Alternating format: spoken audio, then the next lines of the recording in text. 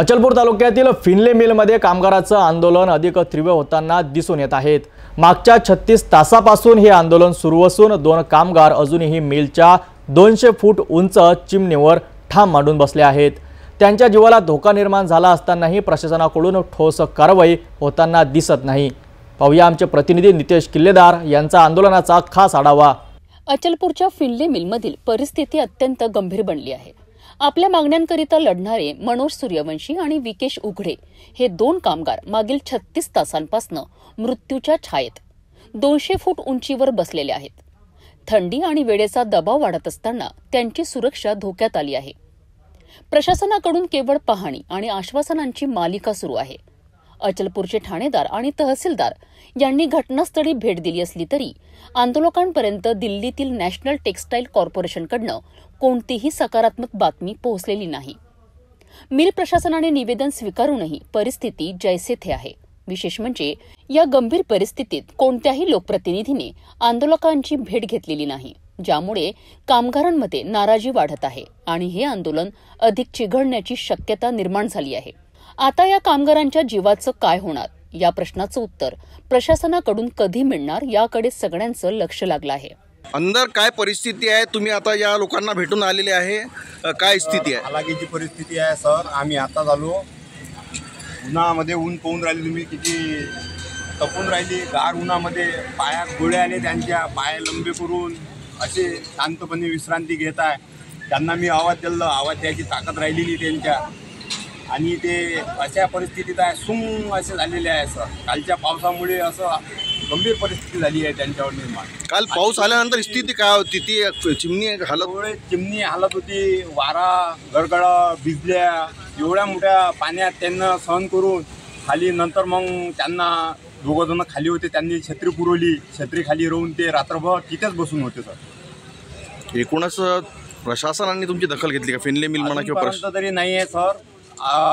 बातचीत चालू आहे, आता 1-1.5 घंटा पहिले बोलणं झालं आहे, तो फॅक्स वगैरे दिला आहे, म्हणते तिकून रिझल्ट याचा आहे, त्यानंतर आता माहीत पडेल काय होईल।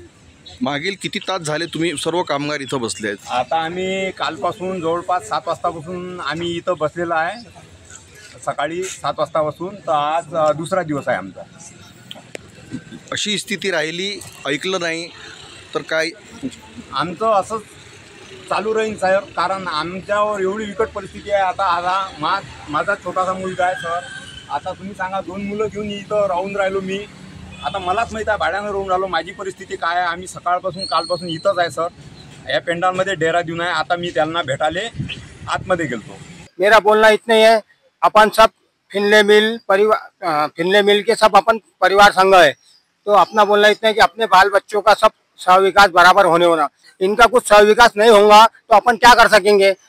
अब ये मिल इन्होंने बंद कर दिए भैया, पगार नहीं, कुछ नहीं, तो ये अपन रोजी रोटी पे इतना भगा नहीं सकते।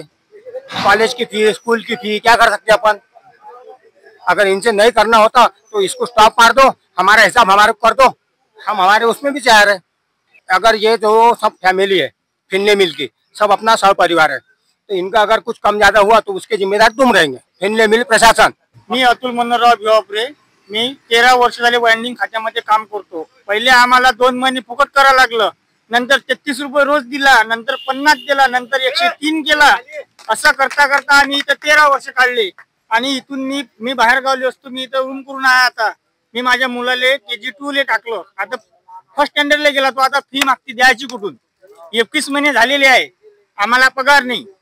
मी पांढ्याला चालवतो, पांढ्याला 1500 रुपये महिना देतो, 2000 रुपये मला येते, 50 रुपयाचा रोज पेट्रोल लागते, घरी काय न्या, खाव काय, लेकराची फी द्याव काय? मोदी साहेब, देवेंद्र जी साहेब म्हणत होते की हिंदू खतरे में है, हमको ला दो, हम अच्छा करेंगे। हम साला बस अब बीवी बच्चे दोस्ताने लेके उनके पीछे भागे। अब ऐसा टाइम आ गया कि हिंदू तो खतरे में नहीं है, मगर कामगार खतरे में है साला, ऐसी बात हो गई। देवेंद्र जी, मैं आपसे हाथ जोड़ के निम्र निवेदन करता हूँ कि कुछ हमारा भी खतरे का बाहर निकालो, हमको भी। अब तुम्हारा खतरा बंद हो गया ना, तुमसे कुछ हो सके तो हमारा हिसाब कर दो भाई, हम और एक पान डबली डालेंगे, मगर यहाँ मारो मत हमको। बस इतना ही कहना कि भला अच्छा बुरा करो। देवेंद्र जी की जय हो। पहलगाम में हमारे हिंदू भाई मरे, कुछ ये समाज के वो समाज के मरे, तो सरकार ने उनको पैसा दिया, अच्छी बात है। अब हमारा ये कहना है कि हमको वहाँ लेके जाओ, हम लिख के देते कि हमको भी कुछ हुआ तो हम कोई जिम्मेदारी, हमको भाई गोली मारो, हमारे बीवी बच्चे अच्छे रहेंगे ना। बीवी बच्चे साला इतना लाठी करके देखते हमको कि क्या कमाया तुमने, क्या कमाया।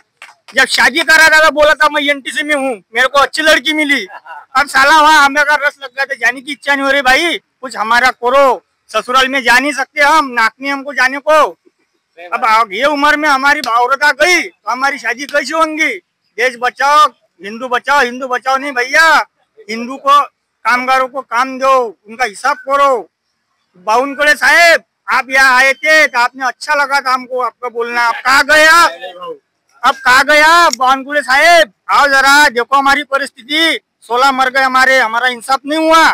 अब हमारा इंसाफ करो भाई, जिंदा है तो जीने को जीने दो हमको, ऐसा मत करो।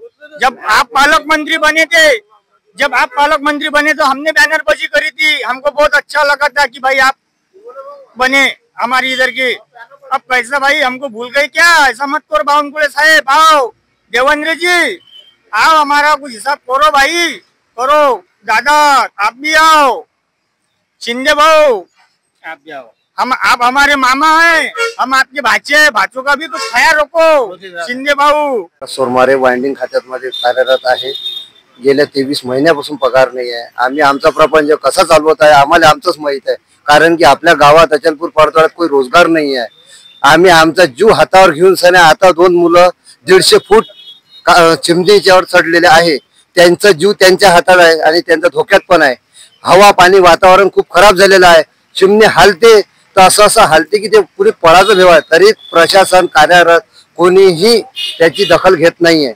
त्यानंतर आमचा रोजगार चालू करून देण्यात यावा आणि पगार तरी मिळण्यात यावा, कारण की आमचे लेकरं बाय लहानचे मोठे होऊन राहिले, त्याले शाळेत टाकासाठी आणि शाळेतलं त्याचं पुस्तकं वया घ्यायला पैसे नाही आहे। आणि हे एक कार्यरत म्हणून सर एक मिल स्थापन झाली होती 2009 पासून, ते बी 2 वर्ष झाली ते बंद पडलेली आहे। आपल्या इथे कोणता रोजगार नाही आहे, कोणती आमदार नाही, कोणती खासदार नाही आहे, सगळे येते जो तो येते चॉकलेट घेऊन चालला जाते, ज्योती मान्य श्री बावनकुळे साहेब आता इथे 27 तारखेला येऊन गेले आणि मोठ्या चॉकलेट घेऊन गेले की 15 दिवसाच्या बाद मीटिंग लावतो, जबकि ते आता अमरावतीचे पालकमंत्री झालेले आहे। ते इथे भेटते की अचलपूर परतवाड्यात याले, बाहेर येते चॉकलेट देते कामगाराच्या नावानं आणि इथून चालले जाते।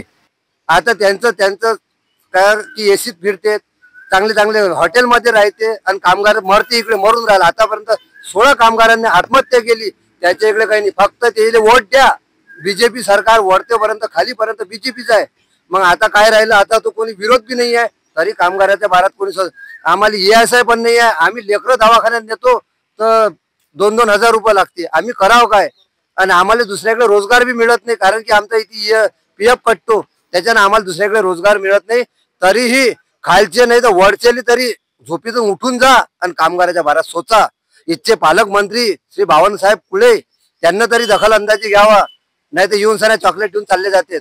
हे इथले कामगार बसले आहे, आश्वासन घरदार सोडून सर बसले आहेत, याचे लेकरं बाहेर लहान आहेत, याच्या बारात थोडासा विचार करा आणि आम्हाला 23 महिन्याचा पगार द्यावा, नाही तर कुलूप लावा याले आणि 50-50 लाख रुपये वर्करला द्या।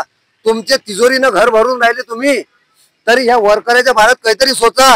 तुम्ही एसीच्या गाड्यात फिरून राहिले, एसीत फिरून राहिले, तुम्हाला बिस्लरीची बॉटल पाहिजे पाणी प्यायले, ह्या वर्करला पाणी नाही प्यायली ती अचलपुरात, तरीही भिकार सोट आणि भिकारपेक्षा भिकारी सारी कंडिशन झाली यायची। तुम्ही एसीच्या मॉल मध्ये राहायचं, एसीचं खाता, पण कमसे कम वर्करच्या बारात सोडता। मी हात जोडून विनंती करतो की या संत्री मंत्री फक्त इलेक्शन आलं की जे मोठ्या गोष्टी येते, पण मग नंतर कोणीही विचार करत नाही कामगाराच्या बाऱ्यात। तरी मी हात जोडून विनंती करतो की बा कामगाराचा पगार द्यावा आणि 50-50 लाख रुपये देऊन साले याले मोठं कुलूप लावा, कुलपाचे पैसे मी देणार आहे। की तुम्ही वेतन जे आम्हाला जे दिलं नाही आतापर्यंत, आम्ही त्याच्या बाबतीत तुमचं सगळं आतापर्यंत होतं, तुम्ही आम्हाला सांगितलं की तुम्ही BJPला वोट करा, आम्ही वोट केलं, आम्ही आमच्या पद्धतीनं काही हे केलेलं नाही आहे। पण आम्हाला जे जुनं होतं तेच द्या, आम्हाला नवीनची काही गरज नाही आहे। की माझ्या बायकोला जी 5 महिन्याचे प्रेग्नेंट दिवस आहेत, तिचं कोण करणार काय करणार, मला काही कामाचं समजत नाही जास्त। मी मजुरीनं काम करतो, मी मजुरीने मिलातही काम करत होतो, आता काय काम करावं आमचं लागतं? पेमेंट थकीत आहे. आता किती दिवसापासून आमचं पेमेंट झालेलं नाही आहे. आता तर राजकामाला चाललो बाबा दादा. तिथं माल चालवता नाही तर मिस्त्री हाकलून देते वापस. पण काय करायचं आम्ही त्याच्या बाबतीत? एकंदरीत अचलपूरच्या फिनले मिलमध्ये कामगारांचं आंदोलन आता निर्णायक वळणावर येऊन ठेपलं आहे. 36 तासापासून 2 कामगार चिमणीवर बसून आपल्या मागण्यांसाठी संघर्ष करीत आहेत. प्रशासनाकडून ठोस उपाययोजना न झाल्यास या आंदोलनाला आणखी वेगळं वळण मिळण्याची शक्यता आहे. आता या कामगाराच्या जीवाचं काय होतं आणि प्रशासन यावर काय भूमिका घेतं हे पाहणं महत्त्वाचं ठरेल.